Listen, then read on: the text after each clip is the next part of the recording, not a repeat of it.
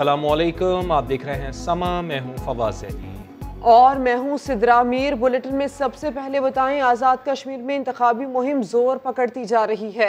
मरियम नवाज ने जलसे से खिताब करते हुए हुकूमत को फिर आड़े हाथों लिया। कहा, इमरान खान अवाम की नहीं सिलेक्टर्स की चॉइस हैं। सिलेक्टर्स के इशारों पर लट्टू की तरह घूमते हैं, इसीलिए चॉइस बने हुए हैं। नवाज शरीफ झुकने से इनकार करता है, इसीलिए चॉइस नहीं था। अब इमरान खान इलेक्शन चुराए या डब्बों में खुद बैठ जाए, कश्मीरियों ने फैसला सुना दिया है। राहरास आपको लिए चलते हैं। अली अमीन गंडापुर जलसे से खिताब कर रहे हैं। का मैं ऐलान करता हूँ, आपका रंगला रोड का मैं ऐलान करता हूँ, बैंक रोड में स्टेडियम इसके अलावा एक और रोड है तालकियात रोड। थोड़ी प्रोफेशन में गलती हो तो माफी मांगता हूँ। तालकियात रोड एक है, वो भी किसी ने यहाँ पे बताया है, वो भी इंशाअल्लाह बनेगा। उसके अलावा आपका क्रिकेट स्टेडियम भी बनेगा। और ये सफा बहुत कम है। आपकी महरूमियों के लिए ऐसे 100 सफे चाहिए। मैं आपसे वादा करता हूं अल्लाह को गवाह बनाकर कि आप हमारे नुमाइंदे को कामयाब करें। आपकी 72 साल की महरूमी। तहरीक इंसाफ के वजीर अली अमीन गंडापुर इस वक्त जलसे से खिताब कर रहे हैं।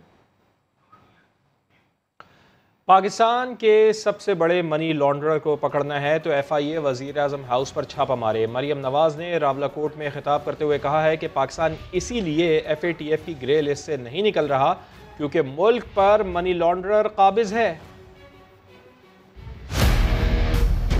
दूसरी जानिब वफाकी वजीर मुराद सईद ने भी अपोजिशन से सवाल कर दिया। धेरकोट में जलसे से खिताब में पूछा, आज़ाद कश्मीर में वजीर आज़म और वुज़रा तो नून लीग के हैं, फिर धांधली कौन करेगा? बहुत सारे लोग ये कभी कभार इमरान खान के हवाले से जब बात करते हैं, आपने अगर आपको हुकूमत का मौका मिला, 3-4 बारियां मिली, आपने उसमें क्या इकदाम उठाए लोगों को बताए। 4-4 बारियां लेने के बाद वो किसी भी जलसे में ये बात नहीं कर सके कि हमने आजाद कश्मीर के लिए क्या किया था। फिर गुर्बत के खात्मे के लिए एहसास प्रोग्राम इमरान खान का आपने सुना होगा। ये हंसते हैं कि आपने पनाहगाहें बनाई, वो सड़कों पे सोते थे, सड़कों से उठा के उनको रियासत का मेहमान इमरान खान ने बना दिया। आप इसके ऊपर तनकीद करते हैं। रावलपिंडी रिंग रोड स्कैंडल में बड़ी पेशरफ्त। एंटी करप्शन ने साबिक commissioner Rawalpindi captain retired Mohammad Mahmood और लैंड एक्विजिशन ऑफिसर रावलपिंडी को गिरफ्तार कर लिया। DG anti corruption Punjab Gauhar Nafees ने न्यूज़ कॉन्फ्रेंस करते हुए बताया कि ब्यूरोक्रेसी और प्रॉपर्टी माफिया का गठजोड़ सामने आया है। सारे मामले में हाउसिंग सोसाइटीज़ ने फ़ायदा उठाया। किसी सियासी शख्सियत की बराह रास्त सरमायाकारी सामने नहीं आई है। गवर्नमेंट के पैसे का ज़िया है और मिस यूज़ ऑफ अथॉरिटी है, going beyond their own jurisdiction है। तो इस सिलसिले में जो है वो एंटी करप्शन ने केस दर्ज किया है क्योंकि गवर्नमेंट को लॉस हुआ है 2.6 बिलियन का। साबका कमिश्नर कैप्टन महमूद और land acquisition officer Rawalpindi Waseem Tabish को हमने गिरफ्तार किया है। इससे जो है इन कॉन्ट्रैक्टर्स को प्रॉपर्टी मार्केट के ऊपर कंट्रोल हो जाना था कि जहां वो उनका दिल करता ज़मीन खरीदते और इंटरचेंज बना देते तो उनकी ज़मीन की वैल्यू जो है वो बहुत ज़्यादा हो जाती।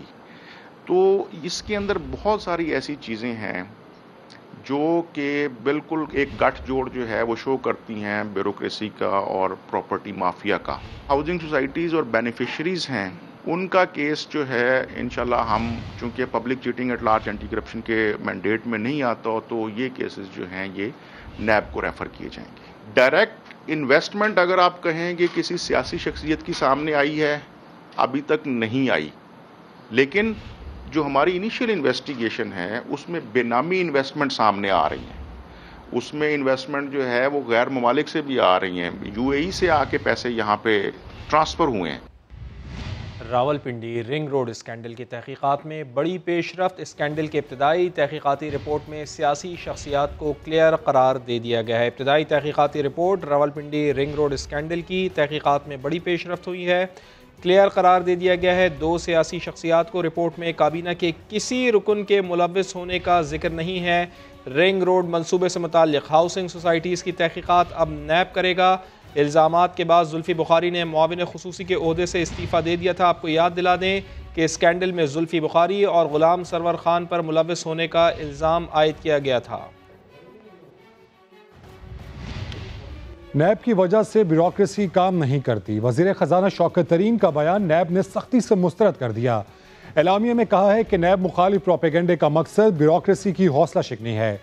एलामिया में कहा गया है कि वज़ीर ख़जाना का बयान मन घड़त, बेबुनियाद और हक़ाइक़ के मनाफी है। नैब के पास ब्यूरोक्रेसी के खिलाफ केसेस ना होने के बराबर हैं। वज़ीर ख़जाना को मशवरा दिया कि वो नैब ऑर्डिनेंस का जायज़ा लें। ये भी वाज़े कर दिया कि ब्यूरोक्रेसी आइन और कानून के मुताबिक काम करे तो डरने की जरूरत नहीं। कोरोना फिर बेकाबू, तफसील जानिए कुछ ही देर में। दफ्तर खारजा ने कोहिस्तान बस हादसे में 9 चीनी बाशिंदों की हलाकत की तस्दीक कर दी। दासू डैम बनाने वाली कंपनी की स्टाफ बस उस वक्त खाई में जा गिरी थी जब गैस सिलेंडर में लीकेज की वजह से धमाका हुआ। हादसे में 3 पाकिस्तानी भी जाम बहक हुए। तर्जुमान दफ्तर खारजा का कहना है कि मकामी इंतजामिया जख्मियों को हर मुमकिन मदद फराहम कर रही है, जबकि हादसे की हर पहलू से तहकीकात भी की जा रही हैं। चीनी सिफारत खाने के साथ मुसलसल राबता है। वफाकी वज़ीर इत्तलात व नशरियात फवाद चौधरी ने पाकिस्तान बार की हड़ताल पर हैरानी का इजहार किया है। इस्लामाबाद में तकरीब से खिताब में कहा, जजिस की तैनाती में काबिलियत देखनी चाहिए, सीनियरिटी को लेकर नहीं बैठ जाना चाहिए। जो बंदा अल्लाह ताला की तरफ से ही नाअहल हो उसे अजाब बनाकर तो नाजिल ना करें। हैरान हो गया मैं पाकिस्तान बार काउंसिल को देखा कि वो हड़ताल पे चले गए हैं कि आपने सीनियरिटी पे जज नहीं लगाया। भाई सीनियरिटी क्या होती है? कॉम्पिटेंस को आप देखना है या आपने सीनियरिटी को पकड़ के बैठ जाना है? एक बंदा इनकॉम्पिटेंट अल्लाह ताला की तरफ से 4 साल जो है वो जिंदा रह गया और वो वहाँ पे जज हो गया है, तो उसको अजाब बना के तो हम पे नाजिल ना करें। अगर आप कॉम्पिटेंट है आपको ऊपर जाना चाहिए, नहीं कॉम्पिटेंट तो आपको नहीं जाना चाहिए। पाकिस्तान बार काउंसिल को भी रिक्वेस्ट करूंगा, कॉम्पिटेंसी के ऊपर आप बात कर सकते हैं, but this is it I would say foolish to insist कि नहीं हमने सीनियर मोस्ट को लेना है चाहे वो बेकार भी है। बात करूंगा चीफ जस्टिस साहब से भी और पार्लियामेंट से, should get away with seniority principle. Seniority principle is hurting Pakistan badly. इसके नतीजे में पाकिस्तान के अंदर बहुत मसाइल हैं, स्पेशली जुडिशरी के अंदर एज लिमिट है जजेस की, उसको नीचे लेके आए। 40 साल के लोगों को जज लगना चाहिए। 45 साल में आप जज लगाते हैं, 10 साल में उनको काम करना आता है, उनकी रिटायरमेंट का टाइम हो जाता है। तो एब्सोल्युटली रिडिकुलस जो सिस्टम हमने यहाँ पे बनाया हुआ है। अली अमीन गंडापुर के भुट्टो से मुतालिक बयान पर सेनेट में हंगामा आराई। 46 सेनेटर्स ने शदीद एहतजाज किया। वफाकी वजीर बराए उमूर कश्मीर से माफ़ी मांगने का मुतालबा। अपोजिशन ने कायदे ऐवान शहजाद वसीम की तकरीर के दौरान शोर शराबा किया। आबिद अली की रिपोर्ट। भुट्टो है कि जब समझ गया कि अक्सरियत नहीं रह सकता तो अपनी वज़ीर आज़म की कुर्सी के लिए उधर तुम इधर हम, मुल्क को तोड़ दिया इस गद्दार ने। पीपल्स पार्टी के बानी कायद के खिलाफ बयान पर ऐवाने बाला में तूफान। जियाले अराकीन सीख पा। वफाकी वजीर अली अमीन गंडापुर के खिलाफ सख्त एहतजाज। पीपी रुकन रजा रबानी, शेरी रहमान और मौला बख्श चांडियों की जोशीली तकरीरें अली अमीन गंडापुर को बदजबान वजीर करार दे दिया। इस बदजबान हुकूमत का एक बदजबान वजीर है जिसने जो कल भुट्टो साहब के खिलाफ बोला है, शर्म आनी चाहिए उसको। और ये नई राह खोल रहे हैं इख्तिलाफ की, तसादुम की। भुट्टो अब आप खामोश हो जाएं, आप बैठ जाए। अली खान बैठ जाए, आपका आवाज का नहीं है। अपोजिशन अरकान ने कायदे ईवान शहजाद वसीम को भी बात करने से रोक दिया। पहले नशिस्तों पर फिर इनके गिर्द जमा होकर नारेबाजी की। मैं अगर अकेला भी इस हाउस में खड़ा होऊंगा तो मैं इनके साथ इनके प्रेशर में आने वाला नहीं। इस दौरान चेयरमैन सेनेट अराकीन को हाउस के रूल याद दिलाते रहे। लीडर फिर आप लोग अपनी बात करें जी, मैं यही अर्ज कर रहा हूँ, तशरीफ रखें आप। सादिक सईरानी की दरखास्त पर अपोजिशन अरकान वापस नशिस्तों पर आ गए। चेयरमैन सेनेट ने अराकीन को वार्निंग दी कि आइंदा कोई डाइस की जानिब आया तो बर्दाश्त नहीं करूंगा। अपने भी अली अमीन गंडापुर के बयान की मसम्मत करने लगे। पीटीआई के राजा रियाज कहते हैं, जिंदा लीडर्स को जो मर्जी कहें लेकिन शहीदों का एहतराम करें। अल्फाज में मजम्मत करता हूँ जो जुल्फकार अली भुट्टो को गद्दार कहा गया है, मैं समझता हूं कि जुल्फकार अली भुट्टो मोहसिन पाकिस्तान है और उसने इस मुल्क को एटम बम का बहुत से तोहफे दिए, लेकिन एक ऐसा तोहफा दिया जिसकी वजह से आज हम पूरी दुनिया में इज्जत से जी ले रहे हैं, इज्जत की सांसें ले रहे हैं। तो इसलिए मैं मजम्मत करता हूँ जुल्फकार अली भुट्टो को, शहीद को गद्दार कहने पर, और मैं वफाकी वजीर जो हैं उनसे ये गुजारिश करूँगा कि जो जिंदा लीडर है उन्हें चाहे जो मर्जी कहें, लेकिन जो शहीद हो चुका है और जिसने शहादत पाकिस्तान के लिए और पाकिस्तान के अवाम के लिए जिसने शहादत हासिल की, उसे खराज तहसीन पेश कर। और अब बात वज़ीर आज़म इमरान खान की, जो ये कहते हैं कि इलेक्ट्रॉनिक वोटिंग से धांधली खत्म हो जाएगी, अपोजिशन हार कर भी मानेगी कि इलेक्शन शफाफ हुए। वज़ीर आज़म जल्द कंप्यूटराइज्ड सिस्टम लाने के लिए पुरअज़्म हैं।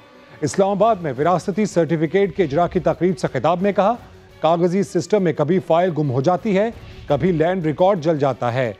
अगस्त तक इस्लामाबाद का तमाम लैंड रिकॉर्ड कंप्यूटराइज्ड हो जाएगा। आज से 20 साल पहले हमने एक सॉफ्टवेयर डेवलप किया और इन हाउस डेवलप किया, तो सारा शौकत खानम पेपरलेस बन गया। सबसे बड़ा फायदा क्या हुआ कि किसी किस्म की करप्शन ही खत्म हो गई। ये अब हम पूरी कोशिश कर रहे हैं अपनी गवर्नमेंट में कि ई गवर्नेंस पूरी अपनी लेके आए। ये जो एक सारा प्रोसेस है पेपर पुशिंग का, जिसमें फाइल गुम हो जाती है, फिर फाइलों को आग भी लग जाती है, आपको पता है हमेशा वो लैंड रिकॉर्ड्स को आग लग जाती है। अदालत में आधे केसेस जमीनों के होते हैं। कब्जा ग्रुप भी इसलिए बना है क्योंकि जमीनों के केसेस सॉल्व नहीं होते। सारा लैंड रिकॉर्ड्स कंप्यूटराइज कर रहे हैं। टारगेट सेट किया हुआ है अगस्त तक इस्लामाबाद जो मेन शहर है इनके लैंड रिकॉर्ड्स कंप्यूटराइज हो जाएंगे। पाकिस्तान के अंदर ईवीएम मशीन्स का वो सारा ईवीएम मशीन्स वो काम करेंगी जो एलिमिनेट कर देंगी जिधर सारी धांधली होती है। जैसे इलेक्शन खत्म हुआ, बटन दबाया, रिजल्ट आ गया। हम अपने इलेक्शंस भी पाकिस्तान में ऐसे करवाएंगे कि जो अपोजिशन है अगर वो हारेगी वो मान जाएगी कि उनको फेयर तरीके से हराया गया। नालायक हुक्मरानों को एटमी मुल्क पर मुसल्लत करना कौमी सलामती से खेलने के मुतरादिफ है। लीगी रहनुमा एहसन इकबाल हुकूमत पर बरस पड़े। कहा, वज़ीर आज़म ने लीडरी चमकाने के लिए अमरीका को अड्डे ना देने का बयान दिया और कौम को गुमराह किया। एहसन इकबाल ने तब्दीली सरकार की जल्द रुखसती की भी पेशगोई कर दी। आज तक हमने तो HBO चैनल को फिल्मों के लिए देखा है, तो अब HBO चैनल पे इंटरव्यू कराया गया पैसे देकर और बड़ी फड़ मारी, हम अमेरिका को अड्डे नहीं देंगे, एब्सोल्युटली नॉट। और उन्होंने कहा हमने तो आपसे अड्डे मांगे नहीं। आपसे अड्डे किसने मांगे? मैं समझता हूँ कि ये एक बहुत बड़ा स्कैंडल है। इसकी तहकीक होनी चाहिए कि क्या वजीर आजम पाकिस्तान को गुमराह कर रहे थे, क्या अपनी लीडरी चमका रहे थे, क्या ये मौला जट बनने की कोशिश कर रहे थे। जिस हुकूमत के वजीर कानून को और जिस हुकूमत के पार्लिमानी अमूर के वजीर को जो खुद को डॉक्टर कहता है, ये नहीं मालूम कि आईनी तरमीम सादा अक्सरियत से पास नहीं हो सकती, उस हुकूमत से क्या तवक्को रखी जा सकती। मैं समझता हूं कि इतनी नालायक हुकूमत एक एटमी मुल्क के ऊपर मुसल्लत करना नेशनल सिक्योरिटी से खेलना। सिलेक्टर्स को भी ट्रॉफी देनी चाहिए। क्या चुन चुन के नगीने और नमूने कौम के ऊपर मुसल्लत किए। ये हुकूमत जो झूठ की ब्रिगेड की हुकूमत है, ये अनकरीब रुखसत होगी। चेयरमैन नायब साहब, आपको इंशाअल्लाह ताला कटहरे में खड़ा किया जाएगा उन झूठे मुकदमों के लिए जो आपने अपनी ब्लैकमेलिंग से बचने के लिए इस हुकूमत के कहने पर लोगों के खिलाफ बना के उनकी किरदार कुशी की।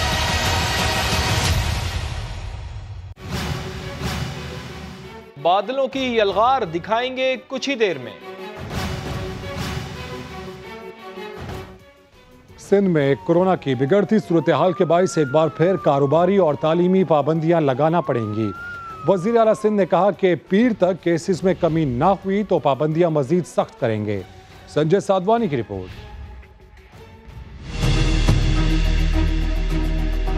सिंध में कोरोना केसेस में इजाफा एक बार फिर रेस्टोरेंट्स और स्कूलों की बंदिश का सबब बना है। कराची में कोरोना टेस्ट मुस्बत आने की शरत 13% तक पहुंचने के बाद जुमा 16 जुलाई से स्कूल बंद करने का फैसला किया गया है। अलबत्ता 9वीं और इससे ऊपर की क्लासेस के इम्तिहानात शेड्यूल के मुताबिक जारी रहेंगे। जुमेरात से रेस्टोरेंट्स डाइनिंग की सहूलत नहीं दे सकेंगे। असर तो पड़ेगा लाजमी, खाने टेबल पे आते हैं, दफ्तर में आते हैं, सर्विस करते हैं, सब करते हैं, दोपहर को खाने यहाँ खाते हैं। जब बंद हो गए डाइनिंग तो फिर फर्क पड़ेगा। अपने हालात या किराया निकालना बहुत मुश्किल हो गया। अभी बारिशों का मौसम आया तो बाहर बिठाने की बोल रहे हैं, अंदर नहीं बिठाएंगे तो कहाँ बिठाएंगे हम। सैरगाहें, पार्क्स, साहिल और कैंजर झील भी जुमे से अवाम के लिए बंद होंगे। सिनेमा, इंडोर जिम्स भी मुकम्मल तौर पर बंद कर दिए जाएंगे। वजीर आला सिंध ने कहा है कि पीर को कोरोना की सूरत हाल का फिर जायजा लेंगे। केसेस में कमी ना हुई तो मजीद पाबंदियां लगेंगी। महकमा सेहत का कहना है कि असल खतरनाक बात कोरोना के मुख्तलिफ वेरिएंट्स के 356 केसेस का सामने आना है। अब तक साउथ अफ्रीकन वेरिएंट के 162, यूके वेरिएंट के 92, इंडियन वेरिएंट के 66 और ब्राजीलियन वेरिएंट के 29 केसेस सामने आ चुके हैं। इस्लामाबाद में रिस्क अलाउंस न मिलने पर महकमा सेहत के मुलाजिमीन और लेडी हेल्थ वर्कर्स का मुश्तरका एहतजाज। F9 पार्क में कायम वैक्सीनेशन सेंटर बंद कर दिया। वैक्सीन लगवाने के लिए आए शहरी परेशान हो गए। शहजाद अली रिपोर्ट करेंगे। इस्लामाबाद में हेल्थ वर्कर्स ने कोरोना रिस्क अलाउंस ना मिलने पर दूसरों की जिंदगी रिस्क पर लगा दी। DHO के अमले का F9 मास वैक्सीनेशन सेंटर के बाहर एहतजाज। लेडी हेल्थ वर्कर्स की भी शिरकत। वैक्सीनेशन सेंटर बंद कर दिया। मुतालबात की मंजूरी तक एहतजाज जारी रखने की भी धमकी। प्राइम मिनिस्टर साहब ने हमारे लिए कुछ रकम मुख्तस की थी, सेक्रेटरी साहब उस पे डट गए। सेक्रेटरी साहब देने से इनकारी है। ये लेडी हेल्थ वर्कर और ये जो सारा स्टाफ आए हुए हैं, ये हेल्थ की तरफ से आए हुए हैं और ये चाहते हैं कि हमारा जो रिस्क अलाउंस है ये लग जाना चाहिए। हम यहाँ बैठेंगे और अपने मुतालबात पूरे करके जाएंगे।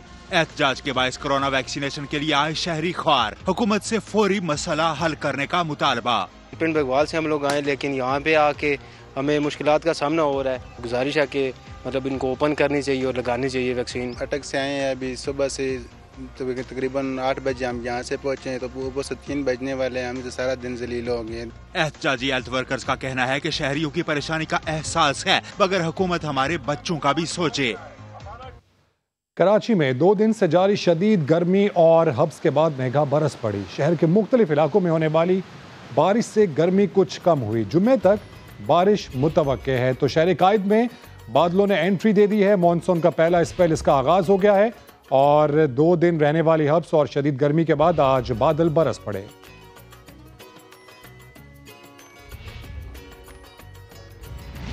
कराची के मुख्तलिफ इलाकों में बदतरीन ट्रैफिक जैम है। ताज़ा तरीन सूरत हाल बता रहे हैं समग्र नुमाइंदे अहमद रहमान खान। इस वक्त हम आई चुंदीगढ़ रोड पर मौजूद हैं और आई चुंदीगढ़ रोड हो या फिर शाहीन कॉम्प्लेक्स हो या फिर गवर्नर हाउस के अतराफ का इलाका हो, इस वक्त शहर में ट्रैफिक जैम है। उसकी वजह यह है कि ख़ास तौर पर जो साउथ जोन में बारिश की सूरत हाल रही है, जिसके बाद पाकिस्तान चौक पे आई चुंदीगढ़ रोड पर और इसके अतराफ में गवर्नर हाउस के करीब जो पानी जमा हुआ है, जिसकी वजह से ट्रैफिक की रवानी जो है वो बहुत ज़्यादा मुतासिर है और मुख्तलिफ सड़कों पर ट्रैफिक जैम हो गया है। कितनी देर हो गई? घंटा 1.5 घंटा हो गया है। कब से फंसे हुए ट्रैफिक जैम में? आधा घंटा हो गया। कराची की सड़कें हैं उसमें 4 से 6 बजे के जो औकातकार होते हैं या 2 घंटे होते हैं, इसमें लोग जो है वो अपने दफातर से जो है वो घर जा रहे होते हैं, तो वैसे भी शहर की सड़कों पर रश होता है और ऐसे में जब कुछ सड़कों पर पानी खड़ा है तो शहरी काफ़ी देर इस ट्रैफिक जैम में फंस रहे हैं और परेशानियों के साथ जो है वो आगे बढ़ रहे हैं और अपने घरों की जानिब जा रहे हैं। जी अहमद, तफसील के लिए आपका शुक्रिया। दीगर शहरों में भी बादल जमकर बरसे। सिर्फ 29 मिलीमीटर बारिश से फैसलाबाद पानी पानी हो गया। दरिया जनाब में सैलाब का खतरा बढ़ गया। जनूबी वजीरिस्तान के नदी नाले भी बिफरने लगे, जबकि कोहलू में राबता सड़कें बह गईं। फैसलाबाद में सावन की झड़ी लग गई। 29 मिलीमीटर बारिश ने शहर को डुबो दिया। सड़कें तालाब बन गई, गाड़ियां बंद हो गई। Millat road, Iqbal stadium, Hajveri town, Rajbagh road डूब गए। हाफिजाबाद में बादल ऐसे बरसे कि सड़कें और गलियां नदी नाले बन गए। मंडी बहाउद्दीन में भी मूसलाधार बारिश से नशेबी इलाके ज़ेर-ए-आब आ गए। पानी थाना सदर की इमारत में दाखिल हो गया। दूसरी जानिब दरियाए चनाब पर सैलाब का खतरा पैदा हो गया। हुक्काम ने रेड अलर्ट जारी करते हुए फ्लड रिलीफ कैंप कायम कर दिया। उधर जनूबी वजीरिस्तान में बारिश के बाद नदी नालों में तुगयानी आ गई। गुमलजाम डैम नहर बारन के मुकाम पर टूट गई। दर्जनों मकानात मुनहदिम हो गए। सैलाबी रेला टांग में दाखिल हो गया, जिससे टांग का पिशावर समेत दर्जनों देहात से राब्ता मुनक़ता हो गया। कोहलू में मूसलाधार बारिश से तहसील मावंद की राब्ता सड़कें बह गईं, जिससे कोहलू का कोयटा और दीगर शहरों से ज़मीनी राब्ता टूट गया। खैबर पख्तूनख्वा में तबाहकुन बारिशें 10 जिंदगियां बहा ले गईं। जाँ बहक होने वालों में 5 बच्चे और एक खातून भी शामिल हैं। PDMA के मुताबिक हालिया बारिशों से छतें गिर जाने और लैंड स्लाइडिंग से लोअर कोहिस्तान में 4 अफराद जाँ बहक और 7 ज़ख्मी हुए। लोअर दीर में 2 बच्चे जाँ बहक और 1 ज़ख्मी हुआ। एबटाबाद में दीवार गिर जाने से एक खातून जाँ बहक और 2 अफराद ज़ख्मी हुए। उधर मानसेरा में भी बच्चे समेत 2 अफराद जान से गए। मोहम्मद में घर की छत गिर जाने से एक बच्चा जान से गया। बरतानिया अफगान तालिबान के साथ मिलकर काम करने को तैयार। बरतानवी वज़ीर दिफा का बड़ा बयान सामने आ गया। दूसरी जानिब तालिबान की पेशकदमी तेज़ी से जारी है, जहाँ स्पिन बोल्दिक के मरकजी शाहराह का भी कंट्रोल हासिल कर लिया गया।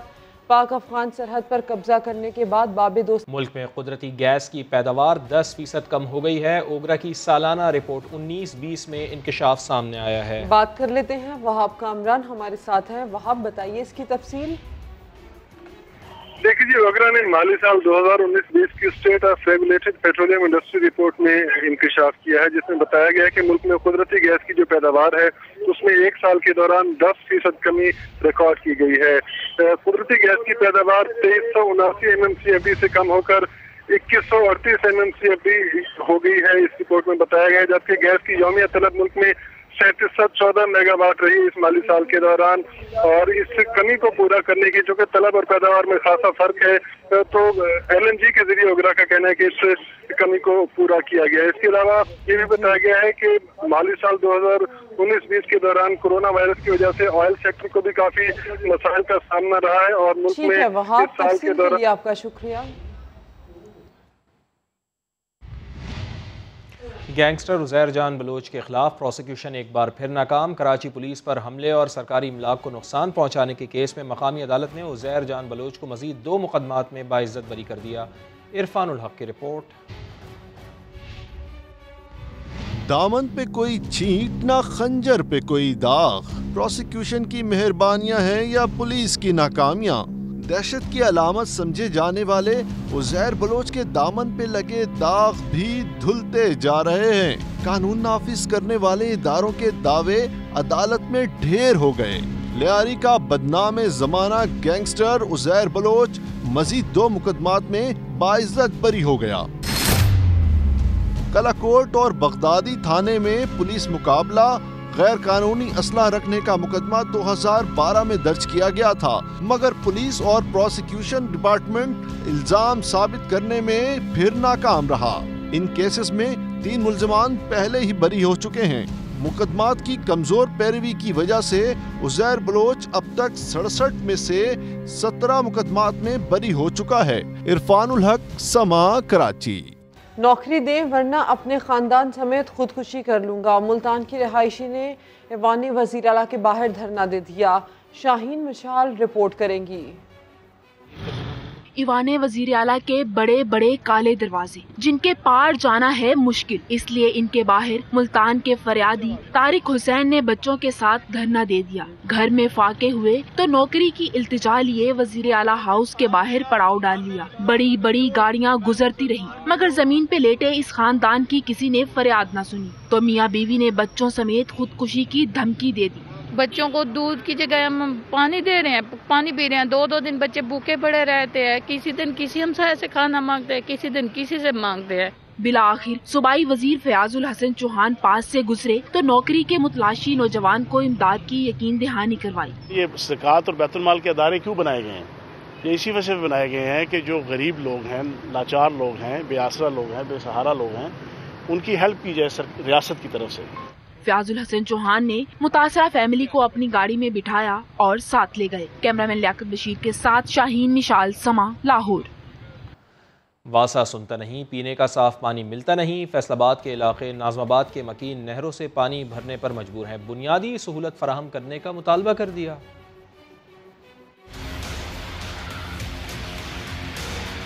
मेरा नाम असद है और मैं नाजमाबाद का रहायशी हूँ। हमारा सबसे बड़ा मसला पानी का है। पिछले 20 साल से हुकूमत और वासा हमारा ये मसला सॉल्व नहीं कर सकी। हर घर में हेपेटाइटिस की बीमारियाँ और पेट की बीमारियाँ पाई जाती हैं। ये सब गंदे पानी की वजह से है।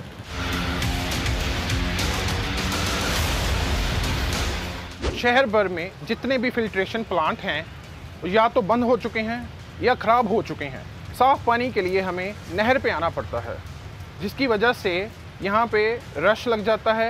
ये नहर साफ़ पानी के लिहाज से मेरे शहर को 2 हिस्सों में तकसीम करती है, जिसकी लेफ़्ट साइड वाला हिस्सा साफ़ पानी ही नहीं पी सकता। इसकी वजह पुरानी हुकूमतें, सरकारी इदारे और वासा हैं, जो कि साफ़ पानी ही मुहैया नहीं कर सकते। 45 लाख आबादी में से 25 लाख आबादी साफ़ पानी ना पी सके तो उसकी क्या सूरत हाल होगी। और तब्दीली जहाँ जाती है वहाँ का मौसम अच्छा हो जाता है। जरताज गुल डेरा गाजी खान को खूबसूरत देखना चाहती हैं।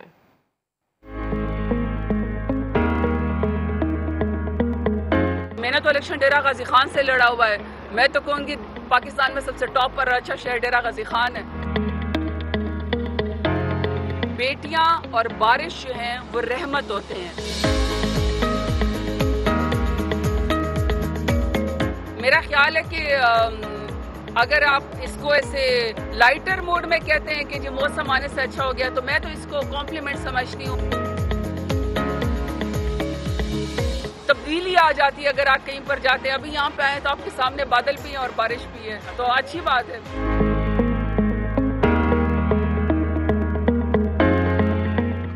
ईद कुर्बान करीब है और मुल्तान में ब्लैक राजा ने धूम मचा रखी है। 7 फीट ऊंचे बैल पर रिपोर्ट कर रहे हैं मोहसिन अली। कद 7 फुट, वजन 55 मन, रंगत स्याह, जो देखे दीवाना हो जाए। तभी तो शहरी तारीफ किए बिना नहीं रह पाते। ऐसे जानवर हमें देखने को नहीं मिलते। ठीक है, हम मंडी में भी जाते हैं, मंडी मवेशियों में भी जाए तो ऐसा जानवर हमें देखने को नहीं मिलता। ये इनके जो है ना, अल्लाह ताला ने इतना दिया है, इन्होंने अपने हाथ से इसको पाला है। देव कामत भारी भरकम बैल को तनवीर नामी शहरी ने 4 साल से अपने ही डेरे पर पाल रखा है। लाखों रुपए कीमत लगने के बावजूद मालिक राजा को बेचने के लिए तैयार नहीं। 4 साल पहले अल्लाह ताला ने अपनी गाय में से बचा दिया है और इसको खूब पाला है। अल्हम्दुलिल्लाह इसका पूरा ख्याल रखा है। दूध का और भी ग़िज़ा का, प्रोटीन का, सारी चीज़ें से अल्हम्दुलिल्लाह हम देते रहे हैं और घर की कुर्बानी करेंगे। राजा के चर्चे हर किसी की ज़बान पर मौजूद हैं। दूर दराज से लोग राजा को देखने खिंचे चले आते हैं। कैमरामैन चौधरी महबूब के साथ मोहसिन अली, समा, मुल्तान। खुसूसी बच्चों को ज़िंदगी के मैदान में आगे लाने का मिशन जहनी और जिस्मानी माजूरी का शिकार बच्चों को टेनिस सिखाने के लिए इस्लामाबाद में फ्री कैंप का इनेकाद किया गया। बच्चों ने भी अपनी सलाहियतों से सबको हैरान कर दिया। रिपोर्ट करेंगी फराह रब्बानी। जान मारकर एक्सरसाइज करते, रैकेट थाम कर शॉट्स लगाते मुस्तकबिल के खिलाड़ी। उम्र छोटी मगर इरादे और हौसला बिल्कुल जवां। खुसूसी बच्चों ने अपने जोशो जज्बे से साबित कर दिया कि उन्हें दुरुस्त सिमत में रहनुमाई मिले तो वो भी किसी से पीछे न रहें। अपने बच्चों को जिंदगी की दौड़ में शामिल देखकर वालिदैन के हौसले भी बढ़ गए। डिफरेंट एक्टिविटीज़ हैं जहाँ पे पेरेंट्स को बिल्कुल इन्वॉल्व होना नहीं पड़ रहा, बल्कि पेरेंट्स बैठे सिर्फ देख रहे हैं और वो इंजॉय कर रहे हैं कि हमारे बच्चे जो हैं वो डिफरेंट एक्टिविटीज़ में इन्वॉल्व हैं। ऐसे कैंप के साथ साथ अवेयरनेस कैंप्स भी होने चाहिए। कोच कहते हैं इन बच्चों को मौका दिया जाए तो ये किसी से भी कम नहीं। सेम अपॉर्चुनिटीज़ इन बच्चों को दी जाएं, क्योंकि ये बाकी बच्चों से कोई फ़र्क नहीं है ना। अगर खुदा न खास्ता किसी वजह से किसी एक चीज़ के अंदर थोड़ा सा कहीं पीछे रह गए हैं तो इट डजंट मीन कि हम इनको एक्सक्लूड कर दें। 40 बच्चे इनरोल हुए हैं जो कि इसमें पार्टिसिपेट कर रहे हैं और हमारा जो बेसिकली प्लान है कि इनको एक प्लेटफॉर्म दिया जाए थोड़ी सी मेहनत और तवज्जो इन बच्चों को खुद एतमादी का वो सबक दे रही है जो जिंदगी के वसी मैदान में इनके आगे बढ़ने के लिए इंतहाई जरूरी है। कैमरामैन हबीबुल हसन के साथ फरर रब्बानी, समा, इस्लामाबाद।